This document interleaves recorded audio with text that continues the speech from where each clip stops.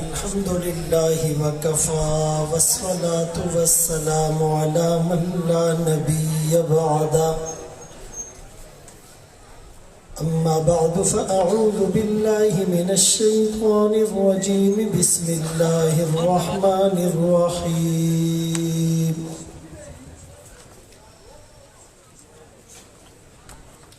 لقد كان لكم في رسول الله أسوة حسنة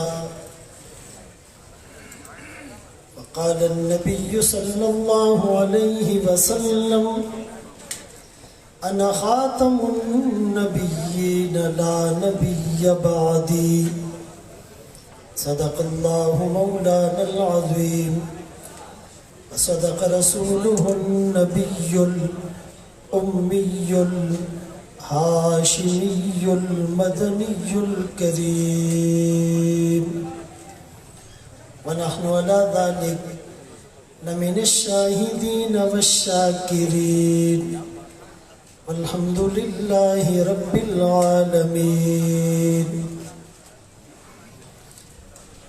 دل مایوس میں وہ شورشیں برپا نہیں ہوتی، امیدیں اس قدر ٹوٹی کہ اب پیدا نہیں ہوتی.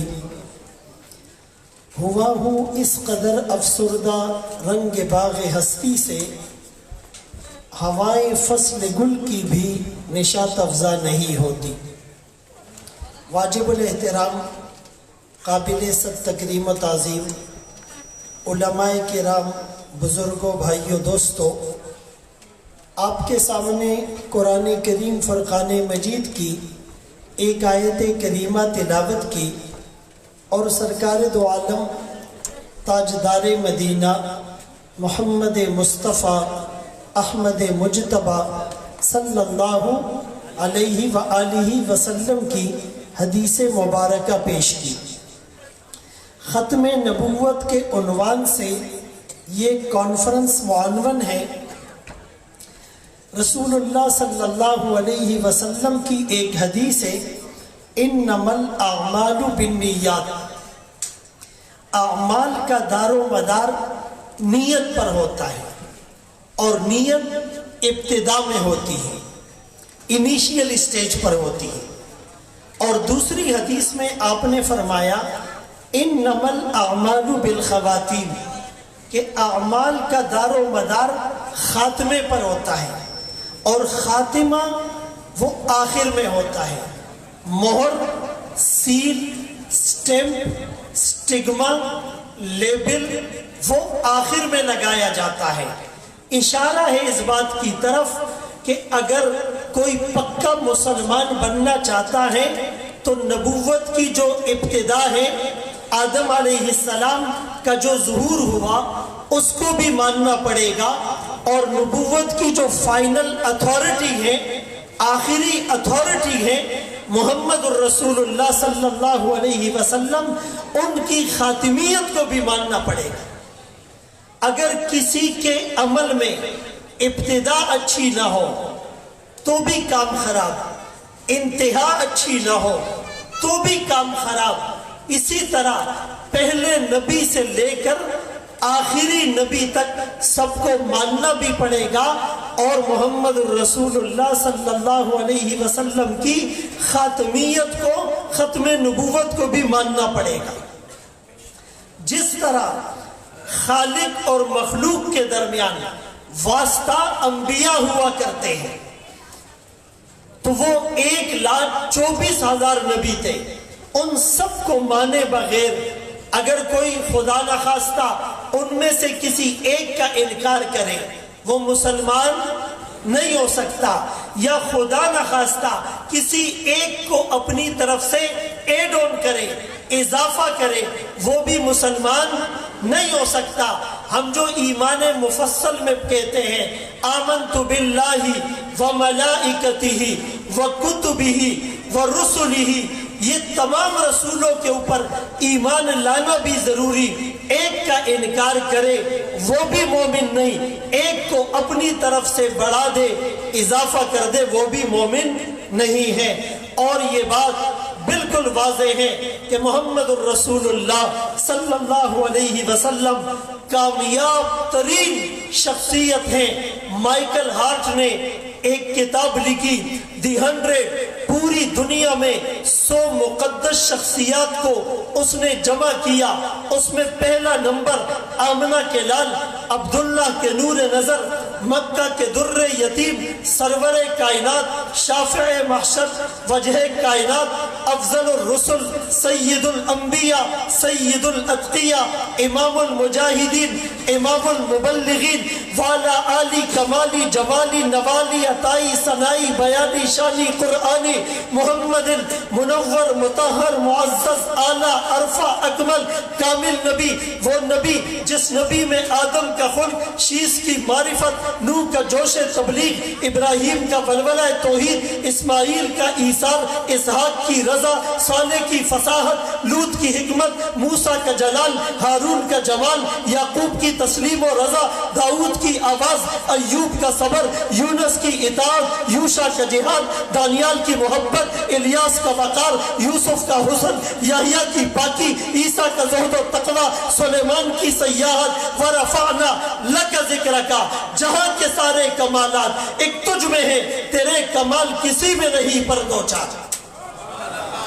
پہلا نمبر دیا آمنہ کے لال کو، اور اس نے دلیل بھی بتائی کہ میں نے کئی سال ریسرچ کی اور میں نے کئی 100 کتابوں کو سٹڈی کیا، اور میں ریسرچ بیسڈ سٹڈی کی بنیاد پر پہلا نمبر مسلمانوں کے پروفٹ کو اس لیے دے رہا ہوں کہ اتنے کم عرصے میں اتنا بڑا ریولوشن، اتنا بڑا انقلاب، اتنا بڑا چینج، اتنی بڑی تبدیلی، اتنا بڑا لائحہ عمل، اتنی بڑی اصلاحات کہیں نہیں ہوئی کہ 22 سال پہلے ایک آدمی صفا کی پہاڑی پر چڑھ کر یا ایھا الناس کہتا ہے، وہ اکیلا ہوتا ہے۔ 22 سال کے عرصے کے بعد اسی صفا کے قریب یہی نبی فزت رب الکعبہ کا نعرہ لگاتا ہے، الیوم اکملت لکم دینکم واتممت علیکم نعمتی ورضیت لکم الاسلام دینا کا نعرہ لگاتا ہے۔ ایک آدمی 22 سال میں اتنی بڑی تبدیلی لاتا ہے، معلوم یہ ہوا دنیا میں اس سے بہتر کوئی ہستی نہیں۔ اور دوسری دلیل اس نے یہ کی کہ جھوٹ لمبے عرصے تک زندہ نہیں رہتا، اور یہ دین 1450 سال گزرنے کے باوجود دن بہ دن پھیل رہا ہے، بڑھ رہا ہے۔ دی موسٹ گروونگ ریلیجن، پوری دنیا میں سب سے زیادہ تیزی سے ابھرنے والا، پھلنے والا، پھولنے والا، بڑھنے والا، اضافے والا مذہب اسلام ہے۔ یہ بھی دلیل ہے اس بات کی کہ یہ پیغام جھوٹا نہیں ہو سکتا۔ تیسری ریزن اس نے یہ لکھی کہ خدا نخواستہ اگر کسی کو ماننے والے وہ جھوٹے لوگ ہوتے ہیں تو ان کی تعداد میں دن بہ دن اضافہ نہیں ہوتا، اور وہ لوگ اپنی جان کا نذرانہ پیش نہیں کرتے۔ ہم نے بڑے بڑے بادشاہوں کو دیکھا، ہسٹریاں پڑھی، لیکن ایسا نبی کہ جس کے وضو کے پانی کو لینے کے لیے صحابہ آگے بڑھ رہے ہوں، ایسی جانثاری ہم نے نہیں دیکھی۔ یوں تو ہر آدمی اپنے آپ کو عاشق رسول کہتا ہے، عشق کے پیرامیٹرز ہم نے خود سیٹ کیے ہوئے ہیں۔ کوئی کہتا ہے جسٹ امامہ پہننا عاشق رسول ہے، صرف داڑھی رکھنا عاشق رسول ہے، تسبیح گھمانا عاشق رسول ہے، تبلیغ میں پھرنا عاشق رسول ہے، جہاد کے نعرے لگانا عاشق رسول ہے، بیانات کرنا عاشق رسول ہے۔ لیکن عاشق رسول تو صحابہ تھے۔ ابو دجانہ رضی اللہ عنہ، آقا نے ٹہنی کو ہاتھ میں لیا، تلوار بن گئی، پوچھا من یأخذ ھذا السیف بحقی، اس کا حق کون ادا کرے گا؟ ابو دجانہ آگے بڑھے، تلوار لی، پوچھا اس کا حق کیا ہے؟ آپ نے فرمایا دشمن کو اتنا مارو یہ تلوار ٹیڑھی ہو جائے، وہ لڑتے رہے، جان کا نذرانہ پیش کرتے رہے۔ نبی کا محاصرہ ہو گیا، تیر آئے، تلوار کی وار لگی، نیزے آئے، ابو دجانہ نے پشت دشمن کی طرف کی، سینہ آمنہ کے لال کی طرف کیا، پشت پر تیر بھی لگے، نیزے بھی لگے، تلوار کی ضربیں بھی لگی، کیا تکلیف نہیں ہوئی؟ درد نہیں ہوا؟ ارے کیسے درد ہوتا؟ ایک موقع پر جب یوسف علیہ السلام کے حسن کو مصر کی عورتوں نے دیکھا، حسن میں اتنی منہمک ہو گئی کہ انگلیوں کے پھلوں کے بجائے انگلیوں کو کاٹ ڈالا، پتہ نہیں چلا۔ حسن یوسف دم عیسیٰ ید بیزاداری، آنچ خوبا ہم دارن تو تنہا داری، پوری کائنات کا حسن جس میں سمٹ گیا ہو اس محمد الرسول اللہ پر ابو دجانہ کی نگاہیں تھی، کیا تلوار، کیا تیر اور کیا نیزے کا زخم لگا ہوگا، وہ محبت میں ڈوب کر دیدار کر رہے تھے۔ زیاد ابن سکن رضی اللہ عنہ ناموس رسالت پہ لڑتے رہے، زخمی ہو گئے، زخموں سے چور چور ہو گئے، جان جان آفری کے حوالے کرنے کا وقت ہے، آقا کے قدموں میں لائے گئے۔ نبی نے پوچھا اللہ کہا جا، بزبان شاعر تیری چاہت، تیرا مطلوب، تیرا مقصود، تیری منشا، تیری آرزو، تیری حسرت، تیری وشش، تیرا ایم آف لائف، تیرا مشن، تیرا ٹارگٹ، تیرا پرپس، تیرا اوپینین، تیرا ایجنڈا، تیرا جھنڈا، تیرا چارٹر آف ڈیمانڈ، تیرا سلوگن، تیرا نعرہ، تیرے دل کی آواز کیا ہے؟ زیاد ابن سکن نے بزبان حال کہا تھا، نکل جائے دم تیرے قدموں کے نیچے، یہی دل کی حسرت، یہی آرزو ہے۔ عاشق رسول تو وہ صحابہ تھے۔ تو عزیزان گرامی، بتانے کا مقصد یہ ہے کہ مائیکل ہارٹ نے بھی پہلا نمبر ہمارے نبی کو دیا۔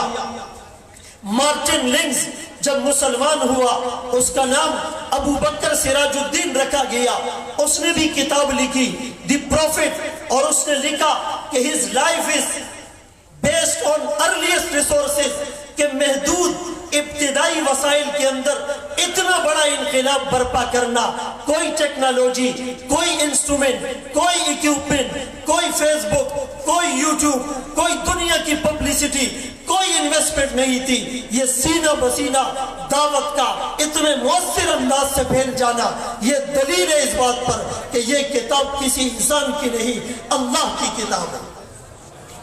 اب سوال یہ پیدا ہوتا ہے کہ جو ختم نبوت کو نہیں مانے وہ مسلمان ہے یا نہیں؟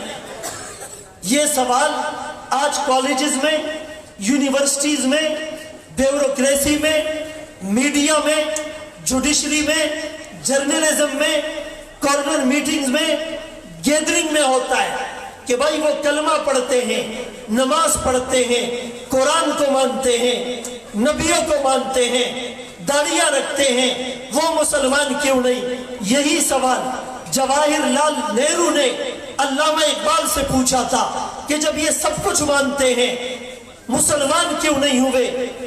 اس کے جواب کو غور سے سنیے گا۔ اس جواب سے پہلے میں دوسری تمہید بتاؤں کہ جب بانی پاکستان قائد اعظم محمد علی جناح کا انتقال ہوتا ہے، جنازے میں لوگ شریک ہوتے ہیں، اس وقت کے وزیر خارجہ ظفر اللہ خان جنازے میں شریک نہیں ہوتے۔ میڈیا سوال کرتی ہے آپ جنازے میں شریک نہیں، وہ قادیانی تھا۔ وہ کہنے لگا یوں سمجھ لو کہ میں کسی کافر ملک کا مسلمان وزیر خارجہ ہوں، یا کسی مسلمان ملک کا کافر وزیر خارجہ ہوں۔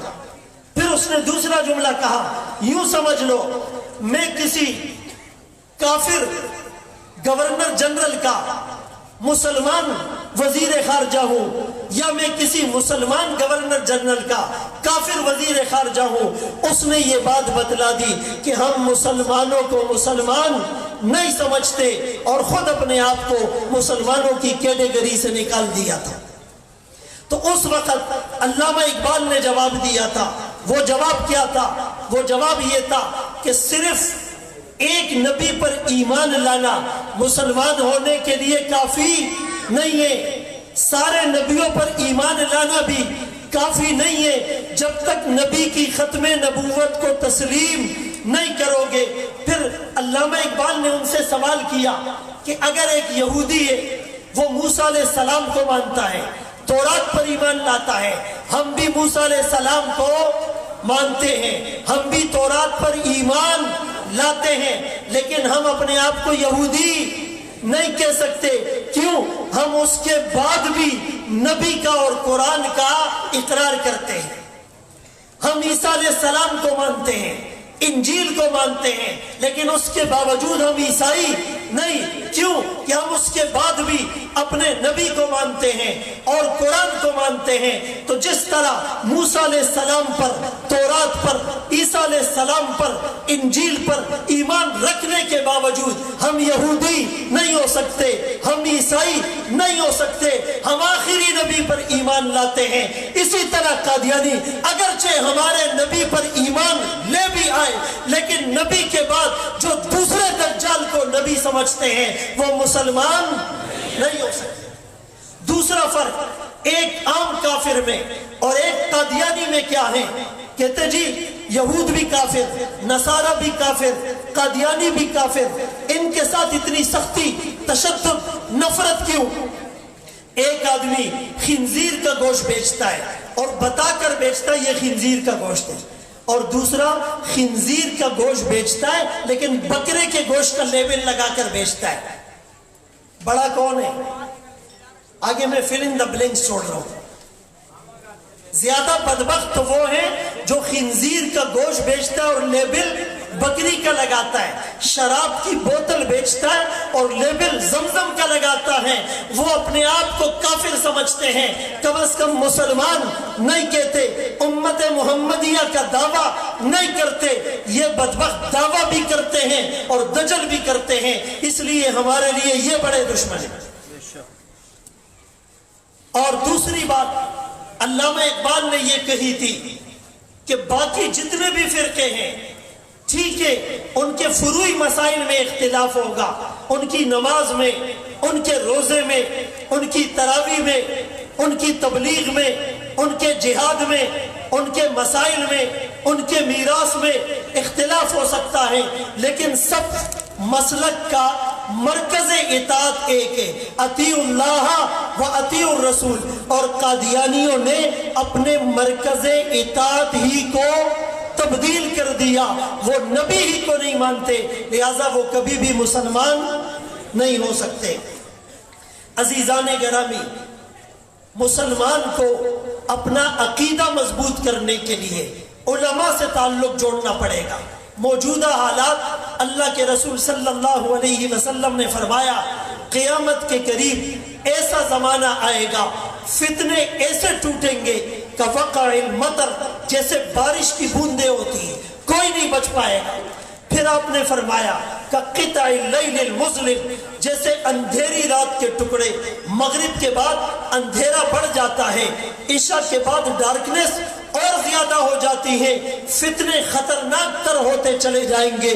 پھر آپ نے فرمایا کہ نظام بالن قطع سلکہ، جیسے تسبیح کا دھاگا ٹوٹ جائے، دانے پے در پہ گرتے ہیں، متوالیاً متتابعاً، ایسے فتنے آئیں گے کہ ایک بردبار آدمی بھی ششدر اور حیران رہ جائے گا، ہو کیا رہا ہے۔ پھر آپ نے فرمایا ایسے فتنے آئیں گے کہ جو فتنوں میں جھانکے گا وہ بھی مبتلا ہو جائے گا۔ انجینئر کو سنو تو صحیح یہ بولتا کیا ہے، لٹریچر پڑھو تو صحیح اس میں لکھا کیا ہے، ان کی گیدرنگ میں تو جاؤں یہ ڈسکس کیا کرتے ہیں، ان کا ٹاک شو تو سنو یہ سوال اور جواب کیسے کرتے ہیں۔ جو یونیورسٹیز میں، کالجز میں اس نیت سے لڑکے جاتے ہیں، مبتلا ہو جاتے ہیں۔ آمنہ کے لال نے اس وقت پیشن گوئی کی تھی، فرمایا اس سے بچنے کا راستہ کیا ہے، کتاب اللہ فیہ نبأ ما قبلکم وخبر ما بعدکم وحکم ما بینکم القول الفصل لیس بالہزل من ترکہ من جبار قسمہ اللہ فمن ابتغى الہدایت فی غیری اذلہ اللہ حبل اللہ المتین الذکر الحکیم الصراط المستقیم لا تزیغ به الاہواء لا تلتبس به الالسنہ لا يشبع منه العلماء لا يخلق عن كثرة الرد لا تنقضي عجائبه وهو الذي لم تنتهي الجن اذا سمعته فقالوا انا سمعنا قرآنا عجبا يهدي الى الرشد فآمنا به من قال बिही सदक, मन अमिल बिही उजर, मन हकम बिही अदल, मन दआ इलैहि हुदिया इला सिरातिल मुस्तकीम। वो अल्लाह की किताब जिसमें पहले वालों के हालात, बाद वालों की खबरें, दरमियान वालों के फैसले, फैसला कुन किताब, कोई मजाक नहीं।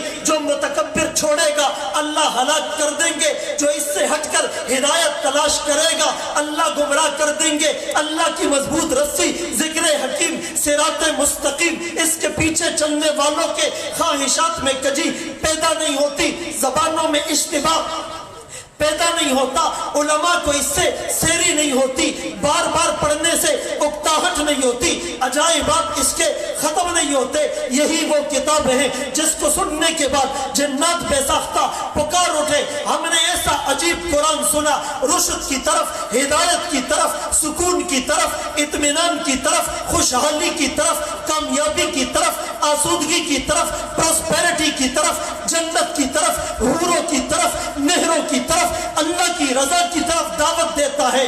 जो कुरान पर ईमान लाएगा, कुरान की बात करेगा, सच बोलेगा, जो कुरान पर अमल करेगा उसे अजर मिलेगा, जो कुरान के फैसले करेगा इंसाफ के फैसले करेगा। और दूसरे मौके पर आपने फरमाया कि उसको निजात मिलेगी जो घोड़े की लगाम पकड़कर जिहाद करेगा, उसको निजात मिलेगी जो अपने मवेशियों को लेकर पहाड़ की चोटी पर चढ़ जाएगा, उसको निजात मिलेगी जो अपने घर का दरवाजा बंद करके बैठेगा। शर्त यह कि अंदर पास मोबाइल ना हो, अगर अंदर पास मोबाइल हो तो घर का दरवाजा बंद करना और खतरनाक है।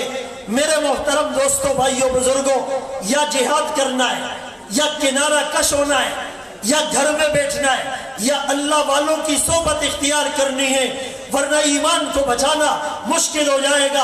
आज फलस्तीन में क्या हो रहा है, रोजाना की बुनियाद पर 500 बच्चों को दोलख्त किया जा रहा है, हजारों माओ बहनों की अस्मतें तार तार हो रही हैं, हॉस्पिटल पर बम्बारमेंट करके 1000 जख्मियों को शुहदा में तब्दील कर दिया गया। बैतुल मक़दस को इस्राइली दरिंदा नापाक जूतों से रौंदता है, कश्मीर में खून की होली खेली जा रही है। सलमान रुश्दी मलऊन ने सैटेनिक वर्सेस नामी किताब लिखकर रब की रुबूबियत को चैलेंज किया था। बांग्लादेश की तस्लीमा नसरीन ने इस्लामी अहकामात का मजाक उड़ाया था।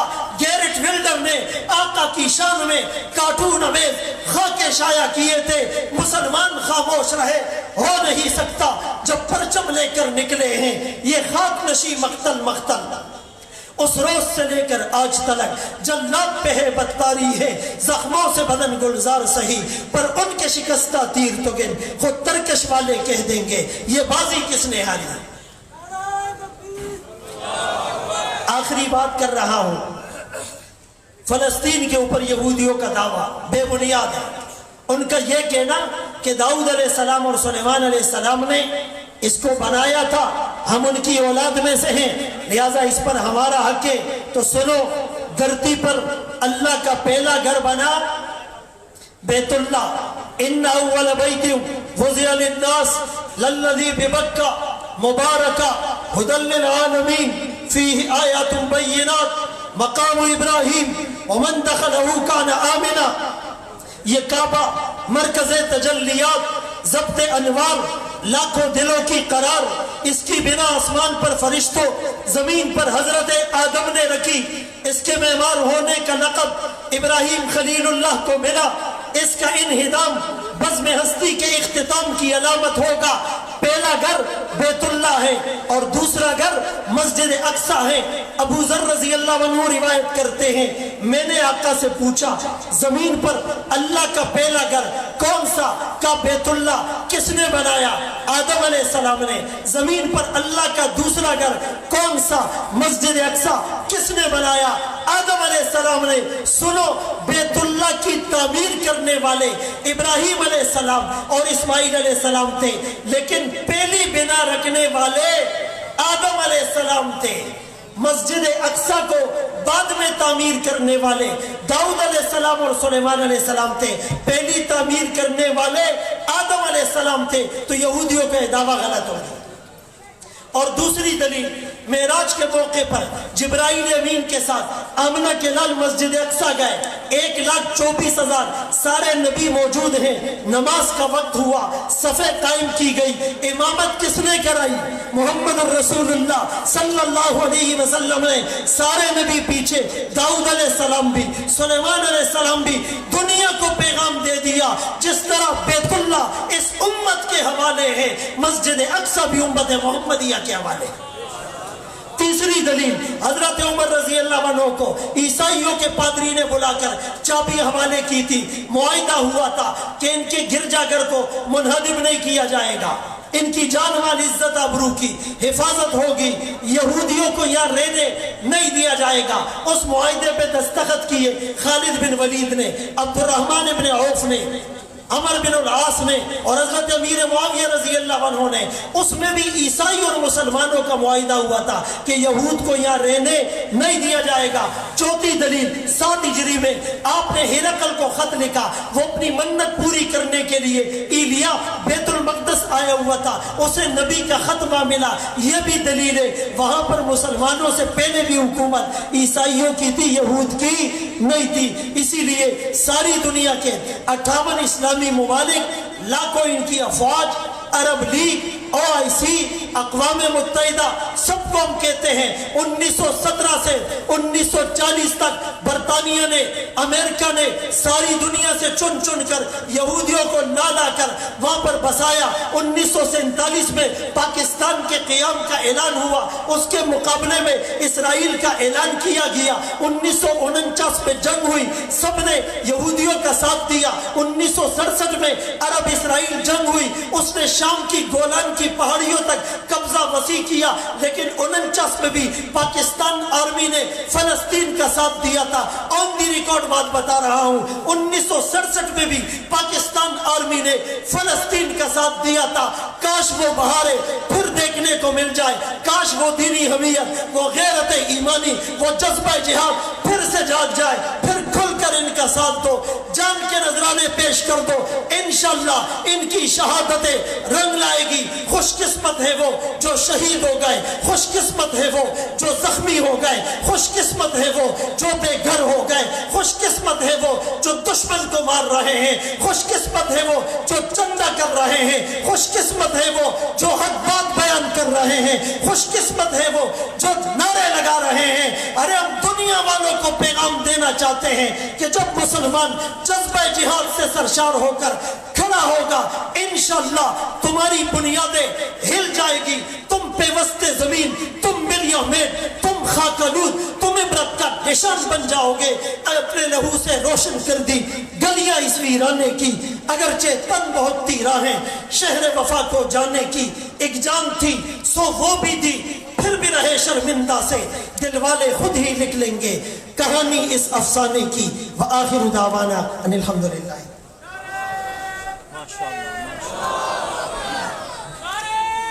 نعرہ تکبیر! آپ تو سوئے پڑے ہیں، پیچھے والے سوئے پڑے ہیں، زور سے بولو نعرہ تکبیر! مزہ نہیں آیا، بیان سننے میں کیسا مزہ آیا، ایمان تازہ ہو گیا، ایمان منور ہو گیا میرے دوستو۔ نعرہ تکبیر!